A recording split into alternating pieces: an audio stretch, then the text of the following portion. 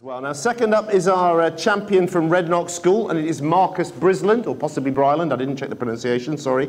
Marcus shouldn't be too phased performing solo in front on a stage here because he's recently given a musical solo in front of 300 people. His favourite subjects are chemistry, physics and maths, and he says that in time he'd be interested in getting a job just down the road at GCHQ. I am sure they're listening in, Marcus. They're always listening in. And now the three words he gave to describe himself are awesome, clumsy, and nerd. But for the next 3 minutes, I'm hoping and thinking he's going to focus on the first of those. A big hand, please, for the awesome Marcus Brisland.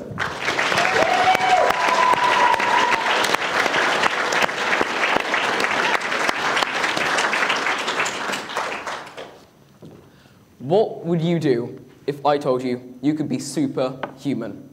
What would you do if I told you it was nearly possible? Well, it's all possible through the help of bionics, or more specifically, bionics, biomimetics, and biomechanics, the three Bs.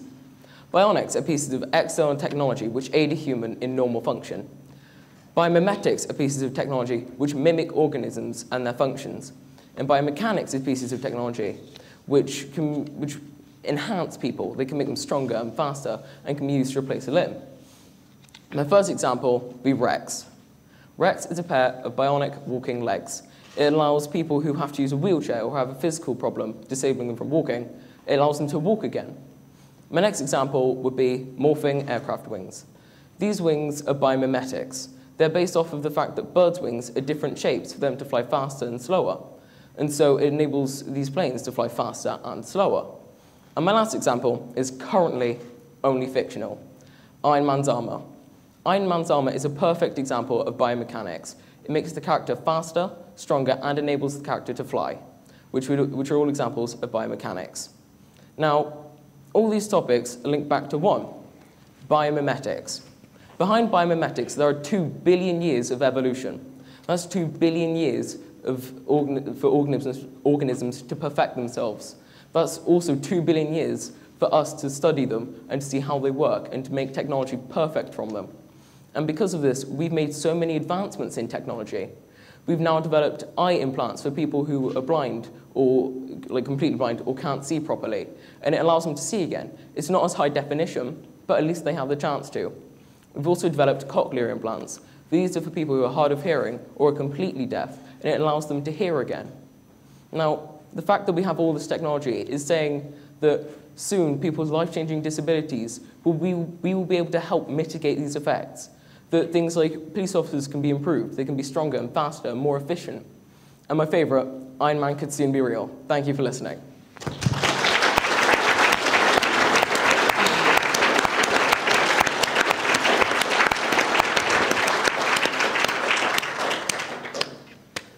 Thank you for that, Marcus. I don't think you've made it easy for yourself to cover 3 such difficult topics, but actually you did a really good job in providing us with lots of examples that really enable us to kind of get a grasp of what you were talking about. So in that respect, you did really well.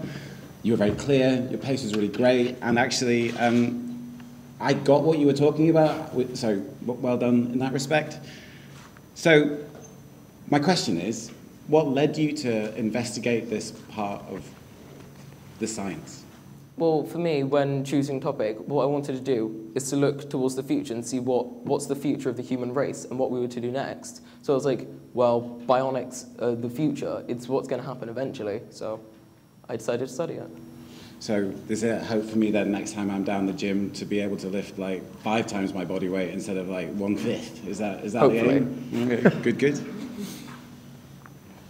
You asked us at the beginning what we would do if we were bionic, is that right? Yes. What would you do? Iron Man. I love Iron Man. I'd use biomechanics to make myself an Iron Man suit, and I'd fly around. I'd have fun. Inspired by the film and the book? Then? Yeah. You will get £250 worth of technology if you win, so that's a start with the Iron Man. It's a start. It won't get you far.